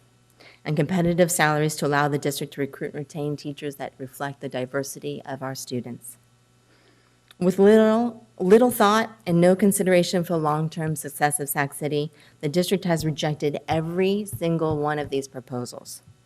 In response, the district has offered an economic proposal that makes no improvement to the services for students, no to improvements in staffing, no to additional resources or support for special education, and provides no increased opportunities for students to have art and music available to them. The district even rejected our proposal to make physical education available to students with special needs. Moreover, despite having $98 million in reserve and having the increase in ongoing monies in the form of ADA go up by 37% in the last 4 years, the district's economic proposal is more reflective of a district in financial crisis. Yet the Sacramento County Office of Education just confirmed the district's positive financial certification. That is the highest rating that the district can possibly get from the county. The district's austerity proposal would reduce the costs expended on certificated teachers over the next 3 years by millions of dollars. The only guaranteed increase to teachers is a meager 2% increase to the salary schedule starting in January of 2017. an increase that would be paid for by teachers working an additional 3 days starting in 17-18 without any additional compensation. Wages would be frozen for 2017-18 and 18-19 unless the district realized unspecified savings and changes to health plans. And even then, only 50% of such savings would go to class size reduction, professional development, and even salary increases, with the district pocketing the remaining 50%. To add insult to injury, when we reached an agreement to extend the contract this summer from the June 30th deadline to the December 1st, 2016 deadline, the parties agreed to make the contract effective retroactively to July 1. Now the district is proposing a wage freeze for the first 6 months of the agreement, appearing to contradict the intention behind the extension. We have a once-in-a-lifetime opportunity to make Sac City the destination district for California. Repeatedly, you've said that you support that. Now it is time to match the reality to the rhetoric. Thank you for your time tonight. Thank you, Nikki. Our next organizational report is from SEIU. Looks like we don't have SEIU here this evening. Teamsters. Okay, UPE.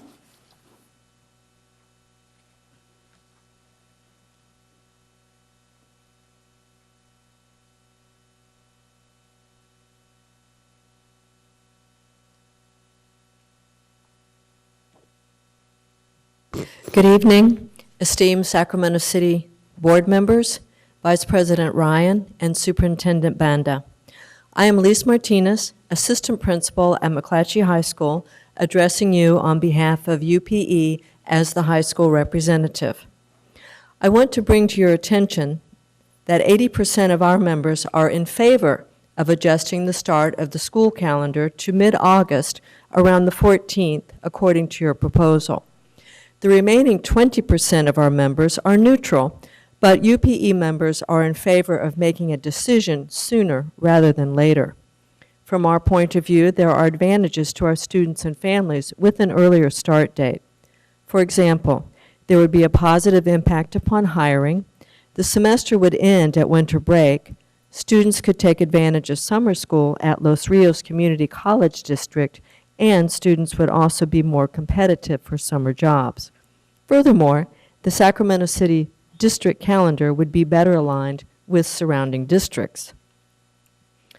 I remind you that our total compensation package is in 11th place of the surrounding 12 school districts.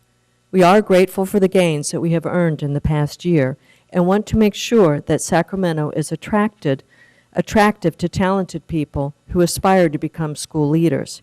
We want Sacramento City to be a district where leadership is valued and supported so that administrators are willing to make a long-term commitment to serving our students and families. Thank you for your attention. I am happy to clarify any part of my message. Looks like we don't have any board member questions. Thank you so much. Our next updates in item 10.2 come from our district parent advisory committees. First, the Community Advisory Committee, CAC.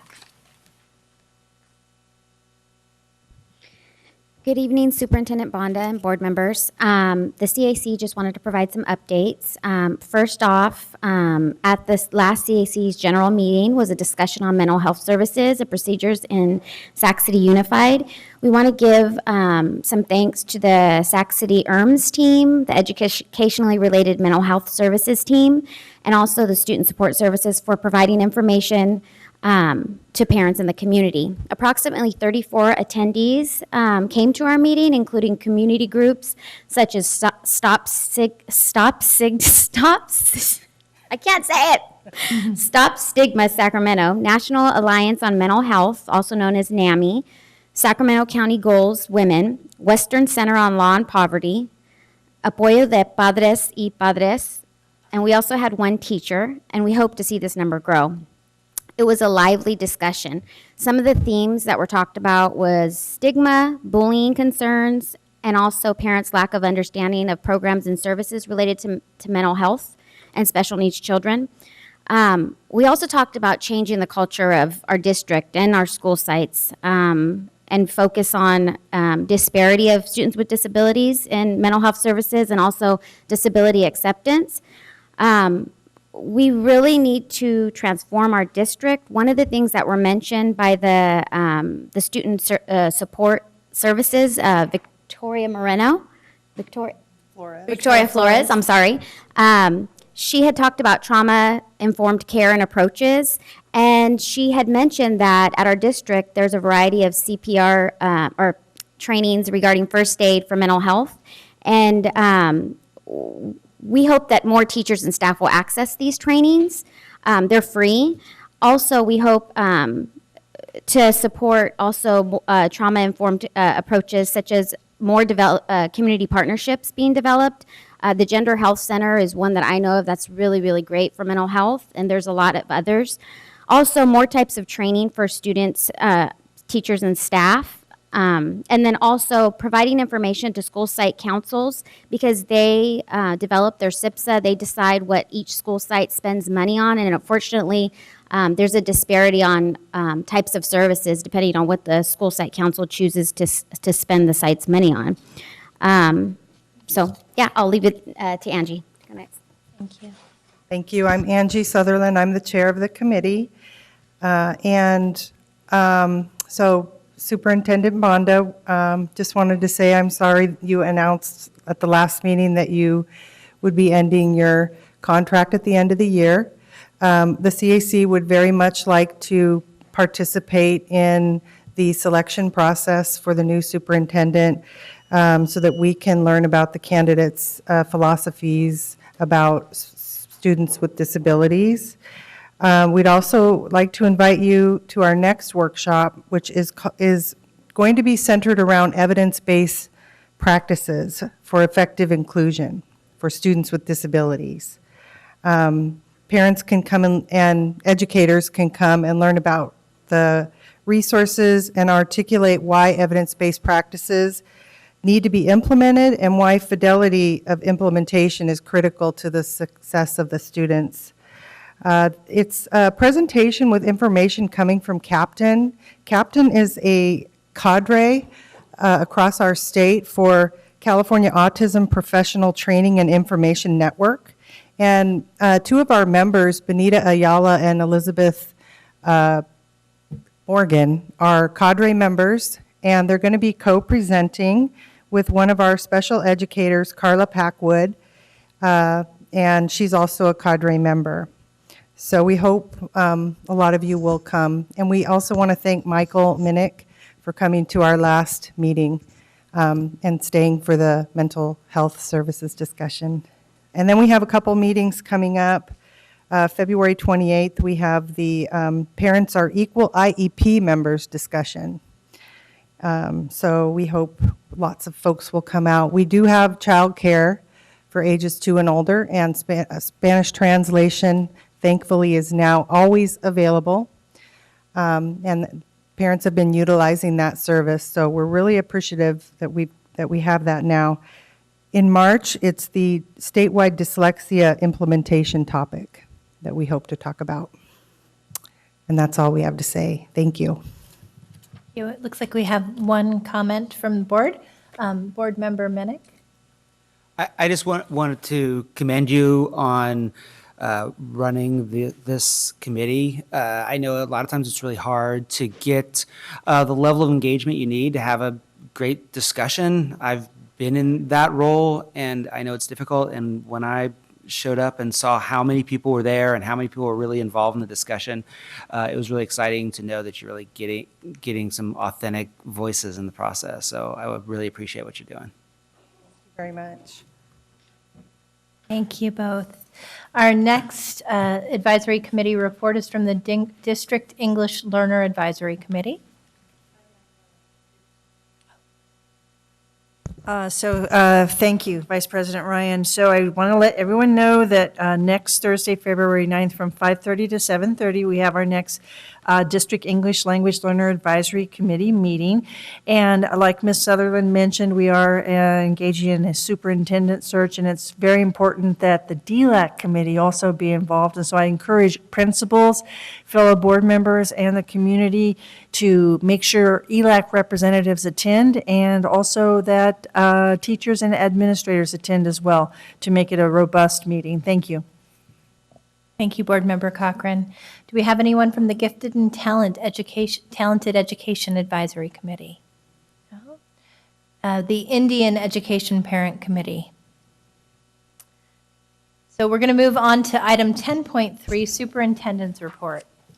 Thank you, Madam President. I'd like to begin by mentioning our partnership with a number of organizations to bring the Hmong 40 exhibit to the district's enrollment center from February the 11th through February the 25th. The 8,000 square foot exhibit features Hmong history and culture. And it really, what the 40 represents is the time since the end of the Vietnam War, when a number of Hmong refugees came to reside in the United States. Our students will be able to visit the exhibit on weekday mornings. In the afternoons, it will be open to the public. The exhibit will also be open to the public on 3 weekends that it is here. So I urge everyone, when you have some free time, to come by and visit it. You will come away very impressed with the interactive displays, a documentary, photo gallery, and other artifacts. They also will leave you with a deep appreciation and thankfulness that the Hmong have chosen Sacramento as their home. Next Thursday, February the 9th, the district is sponsoring a classified job fair here at Cerna Center. We're looking for bus drivers, bus attendants, library media tech assistants, custodians, and other classified employees. The job fair is scheduled from 10 a.m. to 3 p.m., and more information is available on our website.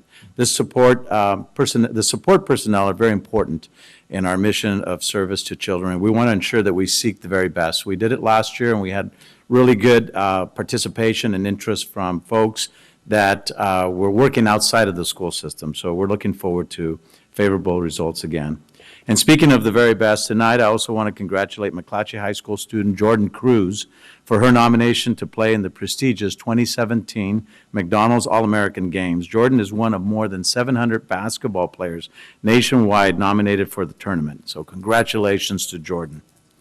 As many of you know, our schools are working all year on developing the emotional skills of our students. Each month, teachers and staff focus on one skill, and this month the theme is empathy.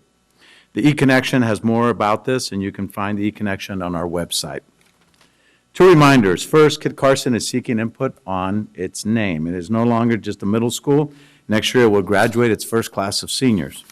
A team of parents, students, teachers, and others are studying whether to keep the name Kit Carson or just drop the middle school part of the name, or whether to adopt a whole new name altogether. The naming committee needs recommendations and input by mid-February. Suggestions can be made at our school district's website, at the school's website.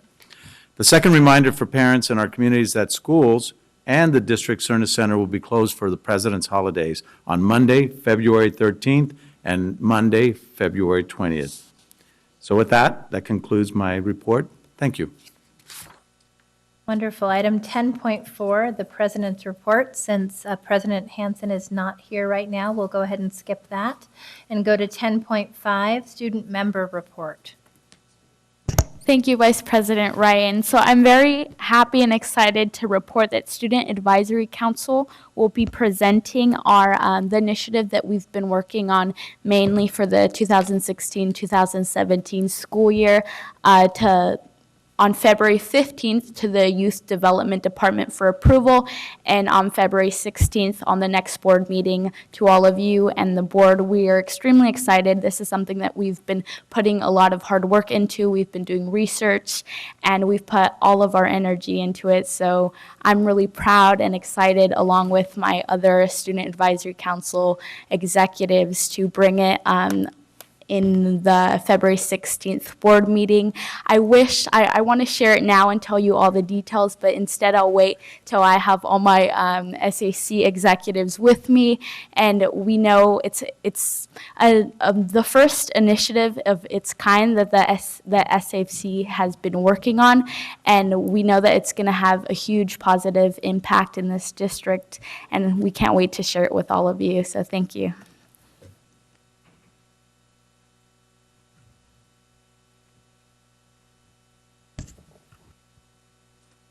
Thank you, student member Rosas. So next is information sharing by board members. First board member is Member Minnick. All right, so I just have one. So last week I went out to Earl Warren Elementary School and checked out their after-school Lego robotics club, which was awesome, and they were making all kinds of cool robots. I'm really excited to let everybody know that with the leadership of the Office of City Council Member Guerra, and in partnership with our district and the Sacramento Optimist Club, Power In Alliance, and the First Lego League, we are starting a pilot Lego League for these kids to showcase their robots that they're creating. And we have 3 schools right now that are on board, and we'll be expanding soon. Those 3 schools are Earl Warren Elementary, Mark Twain Elementary, and Tahoe Elementary. So I'm really excited. It really showcases the STEM, science, technology, engineering, and math that they're using to develop these robots, and they're going to get a chance to showcase this with other students at other schools and show all the work. So we have a kickoff kind of press conference thing happening next week on Wednesday. That's February 8th at 3:30 p.m. at Tahoe School in the cafeteria. And if you come by, you'll get to see some pretty awesome robots. Thanks. Excellent, thank you. Member Cochran. Thank you, Member Wu. I just want to let everyone know that we have started organizing and setting into motion the superintendent search with the Superintendent Search Committee. It's chaired by myself and includes Member Pritchett and Member Vang. And we would welcome any comment directed towards our emails or to the website about your hopes, wants, and wishes for our next superintendent. You will be getting a survey very soon, and there will be more to come updated at the next meeting. Thank you. Thank you, Member Cochran. Before I move on to board committee reports, I just wanted to report myself that I had the opportunity to visit the Carpenters International Training Facility in Las Vegas, and it is amazing what our union partners and the carpenters are doing in the trades to train their people not only in what you consider typical carpentry, but they're training in concrete laying and floor laying.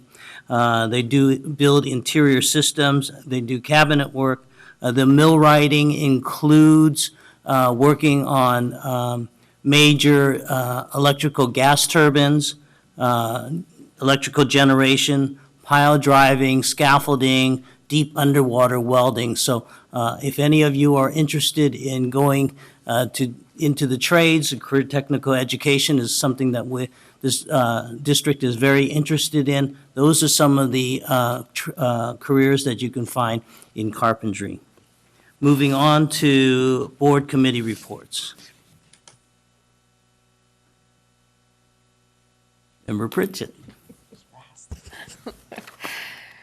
Thank you, Vice President Wu. I'm actually just reporting out for the Facilities Committee. I'm pleased to announce that Mayor Steinberg and County Supervisor Phil Cerna has reached out to our district in regard to warming centers for our homeless. So we're in the process of working with the city and the county and hoping to find a location to open up a warming center. Thank you. Are there any other board committee reports? Vice President Ryan.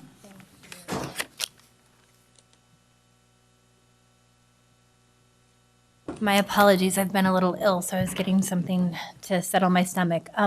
So I did want to mention that today we were able to see the fruition of a 2-year effort, and I wanted to make sure to recognize Kathy Allen and our facilities staff in helping us to achieve the opening at the Fruit Ridge Community Collaborative, our former Fruit Ridge Elementary School site of River Oaks Family Resource Center. I'm really proud to say that when we chose to reopen this school as a community hub, we were able to move forward and in a very short period of time attract more than 23 nonprofits offering a full host of spectrum services for a community that is in dire need. And completing that group of nonprofits that have come in, really stellar, exemplary stewards of the community, is River Oaks Family Resource Center that will be occupying the entire Roosevelt wing.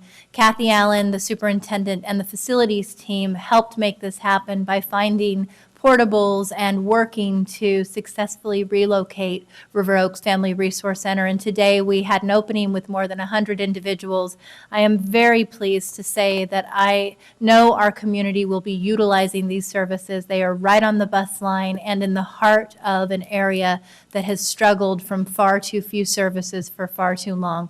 So thank you, Kathy Allen, for working with Supervisor Cerna and myself to make sure that this area in need will have access to a host of services that they did not have before.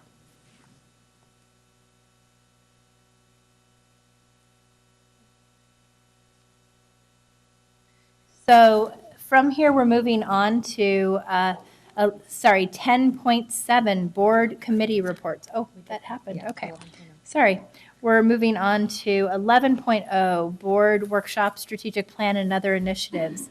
Item 11.1, the update on the Safe Haven implementation plan. As many of you know, we were successful in bringing before the district in December an effort to designate Sacramento City Unified as a safe haven school district. This was in response to unfortunate increases in bullying and hate rhetoric and a feeling of fear at many of our school sites. We've had tremendous partnerships with our teachers and with our principals and community partners to try and address this concern and create an atmosphere conducive to learning, an atmosphere where students feel safe and feel that they will not face a threat of deportation. And so in Safe Haven School District, we're moving forward with not just a commitment to not allow ICE on our campuses and to not share student identifier data, but also a series of compassionate activities to ensure that at each and every one of our campuses, students feel like they have their needs met, a safe learning environment that allows them to focus on academics and not have to worry about being torn away from the people they care about. And so part of presenting that resolution was a request that we come back in the February board meeting and present on the progress of implementing the Safe Haven School District. We feel that this Safe Haven School District resolution on its own is not meaningful. It's the implementation and partnership with ground warriors like we have in the audience today that will ensure that this truly meets the needs of all of our students in the district. I'm happy to call up both Nathaniel Browning and Superintendent Bonda, who will be presenting on this item. I'll do it. Thank you.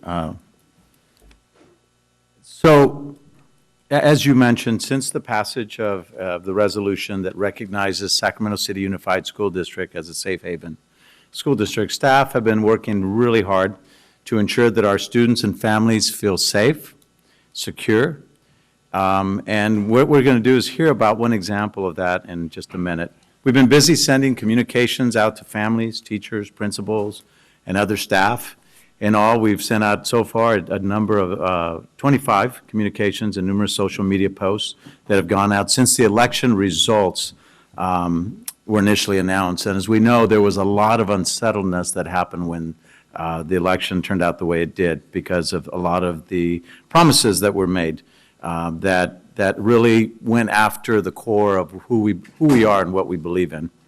We have reviewed our data sharing protocols to make sure that nothing confidential in nature is accessible to other institutions. We have been and we will continue to work with students, staff at all levels, and with community partners in order to help build a pool of resources and support for our families and our students. You all have a chance to see what students are working on, and one example of what's happening across the district, Luther Burbank, but we'll do that in just a minute. We've also been developing a website that will act as a repository of information for all the grassroots efforts that have been happening across our school sites, our community, our city, our state, and our nation. And so now with that, I would like to introduce Ms. Elizabeth Villanueva, a former Teacher of the Year for our district. And she's going to have a couple of her students to come up and talk about what they're doing at Luther Burbank School with the New Age Latina program, which is in support of our DACA and Dreamer students. As we know, there's been a threat to that program, and there's still a lot of uncertainty about what's going to happen. And so Elizabeth has really taken the initiative, working with students and working with the City College to address this and be able to have ongoing meetings with students to assure the students and the families that they will continue to receive support and that there are opportunities ahead of them, despite what may be coming from our government. So with that, I would like to hand it over to Elizabeth Villanueva. Yes. Buenas noches. Buenas noches. Good evening, board members. Thank you for the honor, and thank you, Mr. Banda, for the invitation to have us here. And before I proceed, I would like my student to present her own testimony about our program that we have been established in collaboration with Puente Project at Sac City College.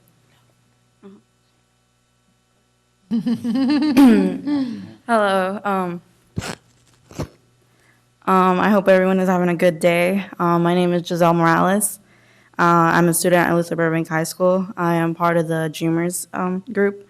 I want to start off by saying how much this group has helped me emotionally and academically.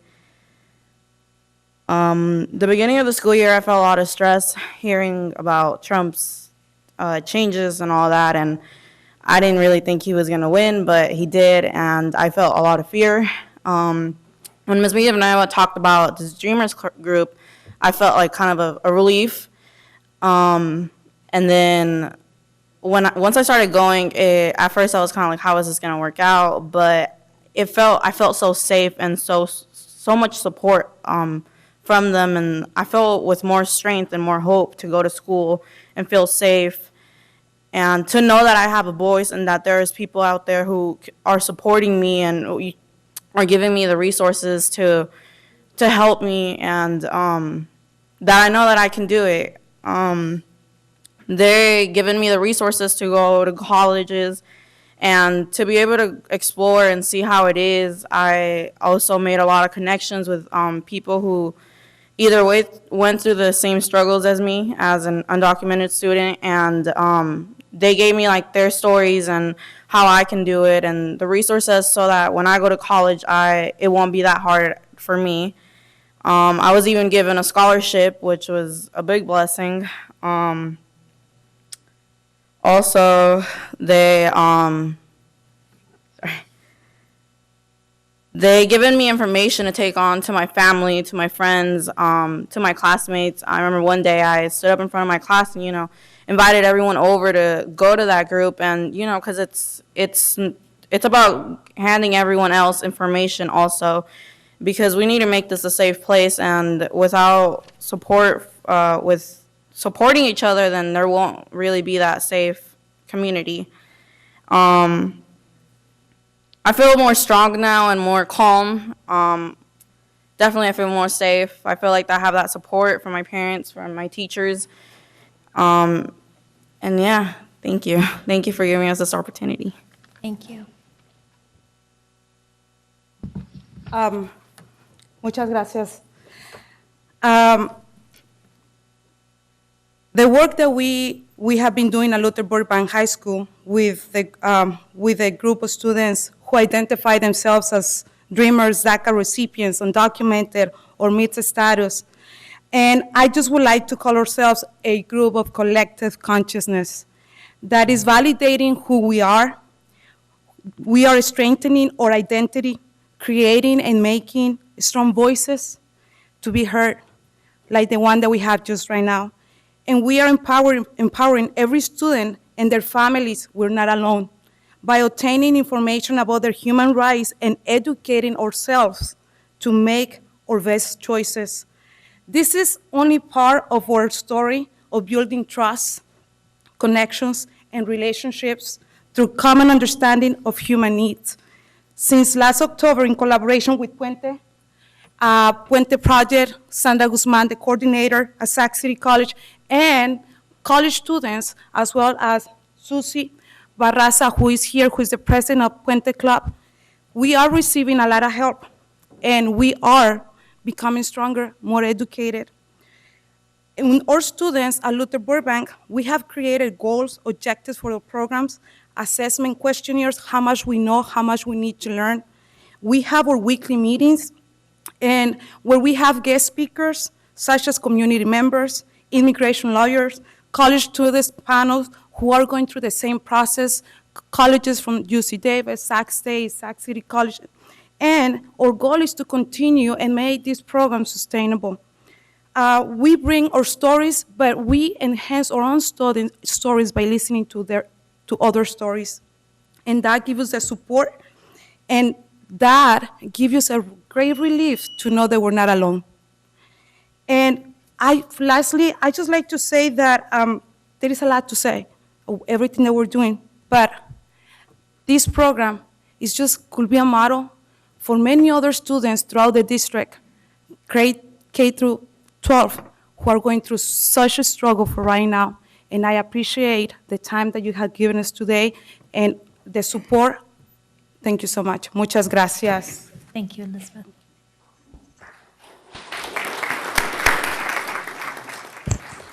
We have another public comment. Yes, Mr. Eduardo de Leon, please come forward. Lalo. Evening, members of the board, Superintendent Banda. My name is Eduardo de Leon. I'm the academic director at the Language Academy of Sacramento.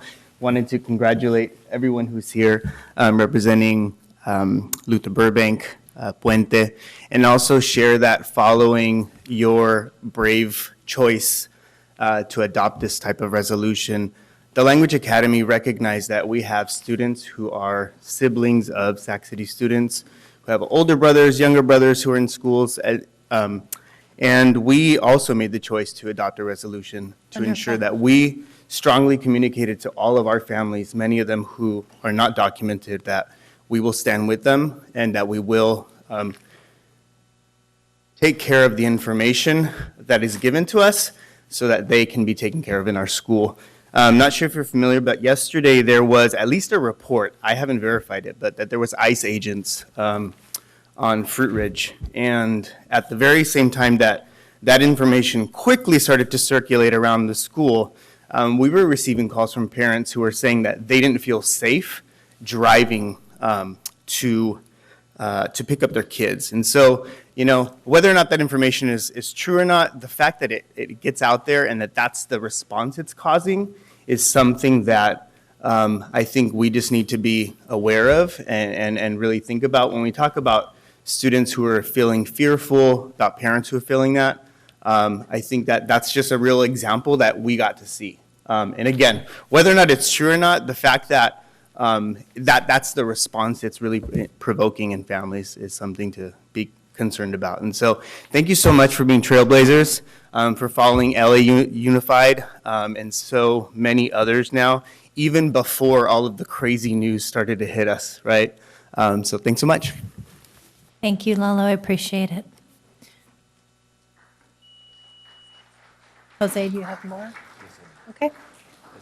Superintendent Banda? Okay, thank you. So thank you, Elizabeth. Thank you, Sandra. I had an opportunity to sit down with you and hear all about your wonderful collaborative efforts to support our DACA as students, our undocumented students. And, it's always just heart-wrenching to hear the personal stories that emanate from this, but also what comes out of that is hopefulness and the ability to get the support needed to continue on. So thank you so much for that. Lalo, thank you so much for your comments as well. I do want to take a moment to also point out that there's Steps to College, which is an annual program held at the Consulate General of Mexico. It's going to be held on Saturday. I don't know if you guys are planning to attend. I'll be there in the morning as well. But it's always great to see that because it's so well attended. There's hundreds of high school students that attend that event. There are a lot of supports for that, and there's also always a component around DACA and Dreamers so that folks will be there to, again, provide not only the information but to provide the support that's necessary. So again, thank you. Our district staff is working to gather other school site efforts similar to what's happening at Burbank High School in order to share with our community and staff. So, we'll bring up updates from time to time and share some of those stories with you. I'd also like to quickly highlight the Unity Toolkit that the staff has developed to support our educators on the ground during these heightened tensions. While the current political climate has been very troubling, it also has provided us with some teachable moments or opportunities to have conversations with our students about the democratic process and how to resolve differences and conflicts and how we can address issues around diversity. The Unity Toolkit is a resource and a guide for navigating some of these difficult conversations. The toolkit includes SEL on empathy and the like, and the toolkit also provides support to help recognize signs of anxiety and stress. So it outlines additional SCUSD support services, and the staff can now access the toolkit on our intranet. So with that, I'd now like to hand it off to Nathaniel Browning, Special Assistant to the Board. He's going to provide a quick walkthrough of the Safe Haven website, which is another one of those tools available. And also provide some additional information that was outlined in the Safe Haven resolution that was passed by our board this past December. Nathaniel will briefly walk everyone through the website, show the resources that can be shared, and explain why the website is laid out the way it is. He will then go into additional resources that are planned for the website in the near future. So with that, I'll hand it over to Nathaniel. Thank you, Mr. Banda. Real quick, I'm going to be down here so I can walk through live on the website real quick so everyone can find the Safe Haven website. As Mr. Banda mentioned, we are developing a Safe Haven repository of information. The intention is to bring information that's developed by and for students, parents, staff, and the community all to one spot that we can share. So I've been in the process of talking with different folks throughout the community and at school sites to see what kind of information has to be on this, what needs to be on this website, and kind of the order of arranging that information. And that process has just begun. I'm still very much wanting to engage with a lot of folks to make sure that this reflects what people need. So with that, if everyone goes up to the home page and clicks on the menu button on the top right, the drop down, you can go in the first column on the left, click Safe Havens. It'll bring you right to the website. So I did want to notice, outline real quick, on the very top right again, the second icon from the right, you can click to select language and it will make the page translated into over 100 different languages. So it's really accessible to everyone. Also, in the third paragraph, there's a highlighted icon that you can click on. It says, please sign up for the Safe Haven newsletter to receive updates. So that's an automated program. So anytime that staff makes an update to this website, an email automatically goes out to those individuals. The first drop-down Safe Haven infographics has, let me scroll down, has a quick infograph in English that highlights the resolution that was passed in December by the board. A bunch of different points on it.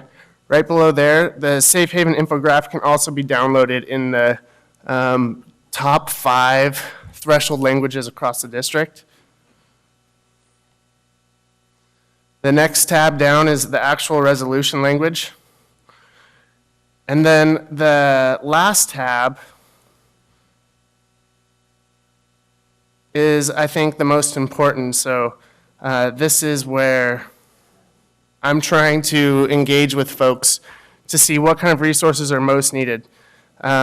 These websites listed here, United We Dream and others, have a lot of great information and resources to share with folks. And then down below you see Know Your Rights cards. One thing I've noticed or heard from a lot of community folks is that just sharing information about knowing your rights is one thing that is desired most. So with that, this is just lastly, there's just a couple different pieces on the safe haven resolution work throughout our district and state. Anyway, I am very interested in learning more about what board members think needs to be into this website, what, like I said earlier, community members need more, and if they have any information or preference on how this should be laid out, I definitely want to hear from them. In addition to that, the next step is to create a pledge card that we can have people print off or sign. So what we want to do is disperse pledge cards everywhere saying that we band together as a community to help support all of our students and families, that we're going to be unified as a whole community around this safe haven effort. There's also interest with a couple community members, or community groups rather, especially Sacramento ACT area congregations together to plan various events at school sites in the very near future. And those conversations are just starting as well. And then lastly, I want to highlight, and Board Member Wu can speak to this as well, but February is, help me, it is the Art of Compassion campaign, thank you, which is really focused on developing art and expression through digital media around togetherness, empathy, and unity. Thank you so much, Nathaniel. I want to first recognize all of your efforts. I know that we have charged you with a lot in the last month, and I feel like every time I call you with an idea, you are willing and ready to help make it happen. So thank you. You've done outstanding work. I do want to share that part of the implementation of Safe Haven School District is going to be critical partnerships with our community so that they can ensure we're having ongoing conversations and activities to meet the needs of families and students in their neighborhoods. So one of the things that we are currently talking about right now is we're in conversations with the Latino Jewish Community Forum about co-hosting a Know Your Rights event at the Cerna Center. We're looking to do something at the end of February or March. I've also been in contact with the head of the ACLU of Northern California about getting materials donated to the district around Know Your Rights, both for our students and for our families. We hope that this conversation will bring out large numbers of families who will be connected to legal services and answers to questions that they're grappling with right now. So this is a tangible that we're hoping to bring to families within the next month. Beyond that, I do want to share, I am fortunate enough to have an intern from the Met. And my intern, Hannah from the Met, is specifically as her senior project working on developing a youth-led participatory action campaign around the Safe Haven School District work. As we know that having youth-led civic engagement and opportunities to make voices heard around Safe Haven School District will also be essential to the program moving forward.